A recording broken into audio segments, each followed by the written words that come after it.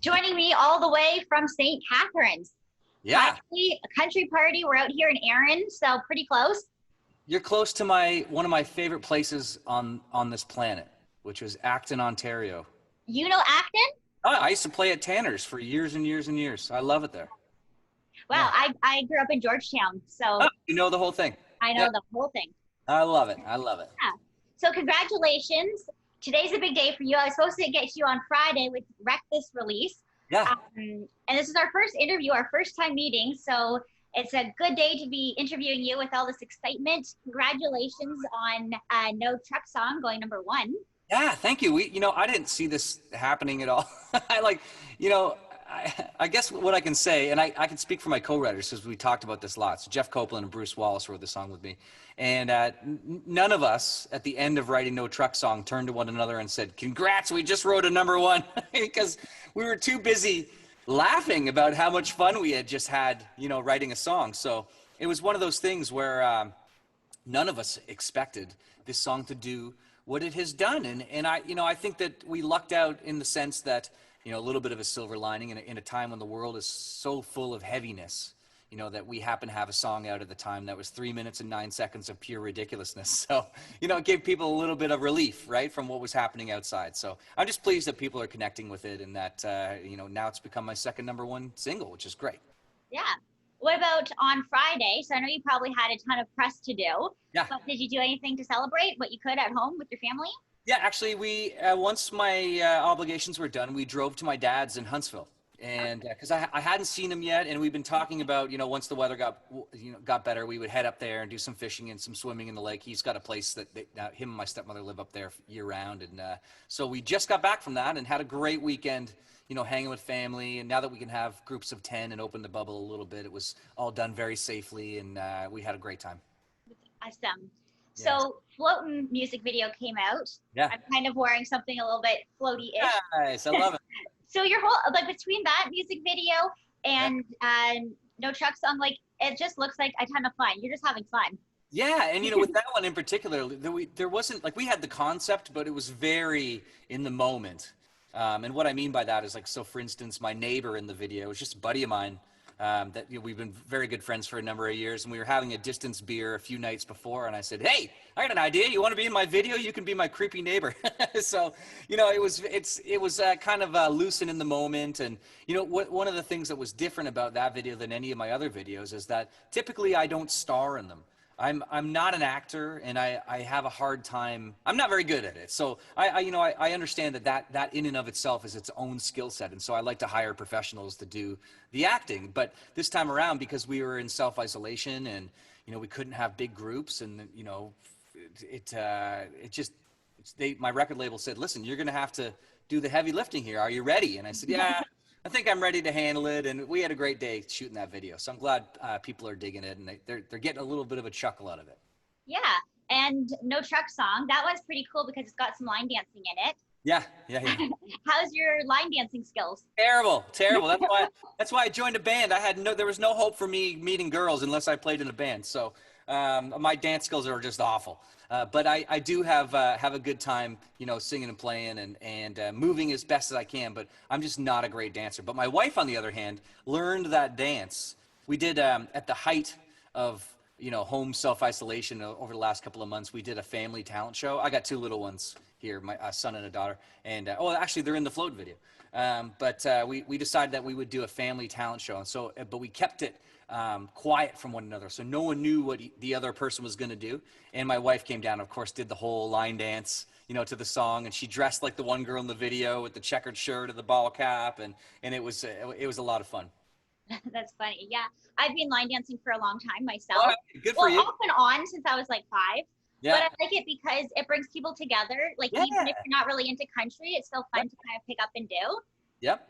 So, Yeah, I love to watch it from the stage. Like when I was, I don't know how much of my story but I was a working musician for 18 years before I ever had a song on the radio. So we would do one gig in particular out in Canada, Ontario, and often I sing with my eyes shut, especially in those days during the first set, because there would be nobody paying attention because it would still be the dinner hour. And one time I remember, I was singing with my eyes closed, and I opened them, and there was a full-on line dance happening in front of me there that was started by this couple he had to have been mid 80s, and she was much younger than him. I think she was about 74, something like that. But they got everyone in the bar up in line dancing in the first set, and I'll never forget that. It was, and that from then on, I was just like, oh, this is so cool. We need to do this more often. So when it came, time to do that video, and someone suggested we do a dance, I was like, we need to do a line dance. Yeah. And we got a guy, his name's Landon from Los Angeles. He choreographed that for us, and he was on the shoot that day. And actually, you can look it up. He did like a tutorial on how to do that dance. It's on my YouTube channel somewhere, I'm sure. Absolutely. Yeah, I'll be pushing for that. So Wreck This as a whole, it's kind of a unique name. What does this mean for you? Yeah, well, I think you'll see where we're going here. So in February, we released Wreck, and now last Friday, we released Wreck This. So see where we're going with these EPs, you know what I mean? And, that was a discussion that we had, when we talked about releasing a record, because admittedly, I am a fan of vinyl and things classic and bodies of work that fit nicely together, musically and as a songwriter. And, for instance, I like to use the same producer on a record rather than, a different producer for every track, which, in a lot of other genres and even country now is fairly common in these days. So, I had to kind of wrap my head around, instead of like committing to 12 songs and, pushing those 12 songs for the next 2 years, my record label came to me and said, look, what do you think about releasing a little bit of music more often? And the more I thought about it, the more I thought that seems like a really cool way to do it. And so, there was talk when COVID hit of maybe abandoning that plan and just putting a record out. And I said, no, I love this idea of putting out, a few different EPs to culminate into a record, and so we've stuck to the plan. Yeah. And I think that, well, clearly it's worked out for you right now. So far. Yeah.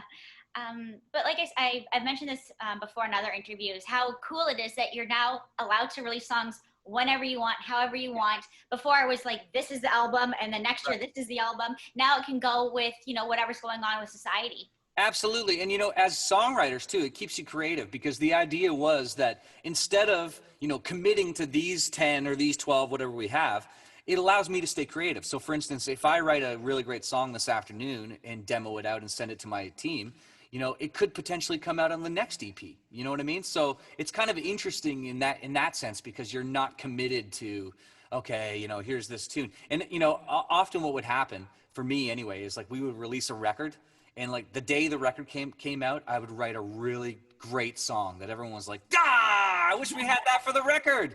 And you have to wait 2 years for the next one, or 18 months or whatever it is, So, that way it kind of like keeps it in the moment. And a song like Floatin' was a great example of that, because I wrote that song in 2016 with Derek Rattan and Ben Hayslip. Wow. And and so we just couldn't find a home for it. Like, I always liked it. My manager always liked it. Everyone liked it, but we just couldn't find the right place for it. And so when when all this happened and I had time on my hands, I come down into my studio here and I redid the demo for it. And I sent it in with a note that said, I always liked this song. I gave it a little wash and wax, and let me know, maybe this is something, if we're looking for a summertime song, this would be great. And next thing you know, it's like, boom, yeah, we're going to cut it. And the funny part about it is I wound up with a co-production credit by accident on this song, because the border's closed. I can't go to Nashville to sing the song. So I cut it right here, with my microphone, and all the vocals that you hear on Floatin', and most of the instruments are the tracks that I cut down here. So my producer, Jeff Copeland, he's like, I'm going to list you as a co-producer. I said, for what? He said, well, we used half your tracks. So I said, now I'm a producer. There you go. Add that to the resume. So I was going to say to you, like, a lot of people feel like, they're kind of in a rut during this time, and they're not getting much accomplished, or they're feeling overwhelmed. Yep. Clearly, you're getting stuff accomplished. Well, yes and no. I mean, I think that I'm the same as everybody. And one of the things that I did to really, to get by this whole thing was I leaned in hard to being a dad and to being a stay-at-home husband. And that really helped, because, as I look back, March and April were pretty low months for me. And I realized that because I was grieving. I was cut short from my world tour. I was in Europe at the time when they called all Canadians back home and said, it's time to come home. And so I had to come home, and I had to self-isolate for 14 days and did the whole 9. Didn't get to go to Australia didn't get to go to play. And I was in England at the time, but didn't get to do the shows. So there was a grieving that happened, you know, and so in order to sort of deal with that, I just was like, all right, I'm just going to do all the things that I need to do around the house here and be a good dad and homeschool. And, you know, that really helped. So, but yeah, I try my best to stay positive. It's easy in an interview to come off as positive. Yeah, I'm But sure. everybody, like, you know, trying to manage the highs and the lows. And that goes like whether there's COVID going on or not. In the music industry, the highs are really high and the lows are really low. And it's trying to manage those times in between that's the challenge. And that's been a challenge for me this whole time. But, you know, all in all, I can't really complain. I've spent a lot of time at home, which I've never had before. This is the longest I've been home in 15 years. So Wow. it's, yeah. And you know, good and bad. Like my wife's like, this is the longest you've been home in 15 years. And also, this is the longest you've been home in 15 years. So Yeah. depending Yeah. on what's going on, it's, you know, it's a good thing, right? Yeah. And I noticed too that you guys had some fun as a family with the song. Yeah. In Yeah. your See you soon. here, what's it called? Yeah. It's called See You Soon. See You Yeah. Soon, yes. So the story with that is that my wife Amanda, she's always wanted to write a song, and she's pretty musical. She took piano lessons, and she sings a little bit and plays a little bit of guitar, and we just never had the time to do it. So one Saturday morning, the kids were riding their bikes, and I was fiddling with a tune, and she started throwing some ideas out and I looked at her and said, okay, I'll go get my laptop. We'll make this official. So we wrote the song, and then I spent the next like 3 or 4 days kind of laying it out, and really not expecting anything. I wanted to, it gave me something to do that was creative, and I wanted to send something into my team just so that they knew, hey, you know, I'm still being creative, guys. I'm Yeah. still writing and everything, and it's all cool. And turns out they loved it. They said, we love this. Let's put this out to DSPs and, excuse me, and just see what happens. You know, give people something to check out. And so I shot that video, you know, over the course of like 3 days as I was demoing the song, and Mitch Nevins at Open Road spliced it all together, and then that's how you get a little Hicks family fun with a song like called "See You Soon." See You Soon. Yeah. And I like the lyrics in that. I wrote them down here so I don't mess them up. Nice. Yeah, cool. You have here, send in good vibes because these hard times are going to fade away. No, Yep. it won't be long till these clouds are all gone. Yeah, And that's something that totally resonates with the moment. yeah, But then in true Tim Hicks fashion, you had some fun with it yeah. and said, it's going to get better, but I don't know when. I just know my beer will be longer. Yeah, my beard will be longer. Yeah, Yeah. and you know, hey, like, because you know, I'm getting, even now, I'm getting inundated with people asking me on social media, like, you know, when are you coming? When are we going to find out about the rebook tour? When are we? And you know, honestly, like, we're in a holding pattern until the world, you know, honestly, I think until we have a vaccine. I think that's when you're going to see concerts come back. That's my humble, uneducated opinion. Don't take that to heart, but that's my guess. And so we really don't know when we're going to be back around again. But we know that we are going to be back around again, because as soon as the door is open to play live shows, I mean, that's what I was born to do, is play Yeah. live. So that part has been the hardest thing, like having that part of me ripped away, you know. But I know in my heart of hearts that at some point it's going to get better, and we're going to be able to you know, to have shows again. That was the little ones. Yeah, there's a little one. Who's there? Want to come say hi? Oh nope, they're being shy. So with the haircut thing, has Amanda had a stab at your hair and your son? No, well, I have none. So I just, you know, mine's easy anyway, because I just clipper that bad boy. But we had an incident here. Actually, two things. You'll love this. So my son has wonderfully thick hair, and it was really long, and I talked him into letting me cut it with the clippers. And I explained to him, I said, you know, we'll cut it to be one length, right? Oh, here they come. Hey, I'm doing my interview. You want to shut that door? Please and thanks. Anna Lee, you want to come say hi? Okay, can you shut the door then, please, honey? Okay, I don't know, she's being funny.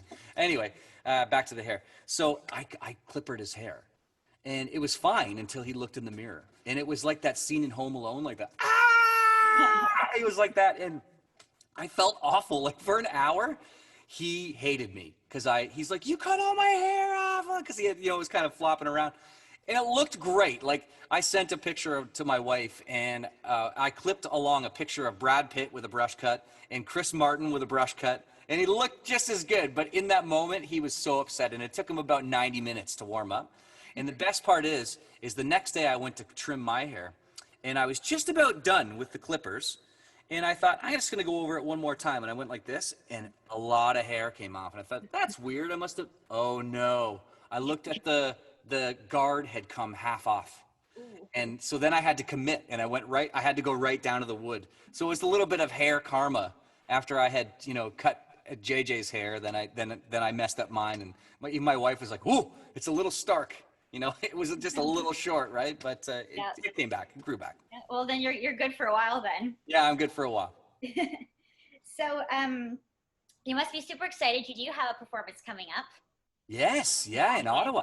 August 8th, we're going to do one of these drive-in shows. That's the thing. We were just chomping at the bit, and my agent had called me about a month ago, and he called on a great day because I was having a low day, and this is Anna Lee, by the way.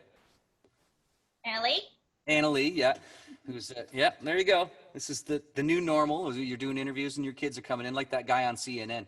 But anyway, yeah, so he called and said, there's a good possibility you're going to get to play with the band this summer. And I just laughed it off. And he said, no, I'm serious. They're expecting restrictions are going to lift, sometime midsummer. And I think we're going to do one of these drive-in shows. And thankfully, it's happened. So I was able to get the band together last week to have a rehearsal. And it was the first time any of us had played music with anybody else since COVID happened. So it was really exciting to see everybody. And we can't wait to get out and play these new songs. Yeah, absolutely. Definitely are going to appreciate it a lot more. Well, not that you haven't all along, but I mean, like having this break pulled unexpectedly from you. Absolutely. Straight in the heart. Sorry. Yeah. Honey, you want to sit down and what? You want to say hi? Come say hi. No, you're being shy? You have to call her agent to book her for an interview now that she's debuted in a music video. Yeah, that's true. Get some extra credits. Yeah, right. Yeah. So I'll let you go. I do have a lot more that I'd love to talk to you about another time. Okay, yeah, for sure. Yeah, so I was hoping to see you at the CCMAs, but apparently that's not going to happen. Right? Yeah. I just got. Hopefully another event when it's safe to do so, we can actually say hi in person. I think it's so weird. We've been to all these same events together, and I was even. Pardon me? And we'd never crossed paths. We never crossed paths. Yeah. Well, actually, I tried to say hi to you once. I was outside. You're performing on the street outside Bud Gardens in London. Okay. A pre-party for the CCMA a couple years ago. Oh, okay, yeah. Yeah, I was actually watching the show beside Madeline. Oh, yeah, nice. And so I was around the back a little bit, and you're just like so in the zone, busy with your guys. And oh, I probably had my in-ears in too. Yeah. Yeah, so as soon as you put those in, you can't hear anything. It's a problem. But no, I appreciate that. Thank you. I'm glad it was able to work out. Yeah, so definitely have fun and celebrate right now. You deserve it. Will. Yes. Yeah.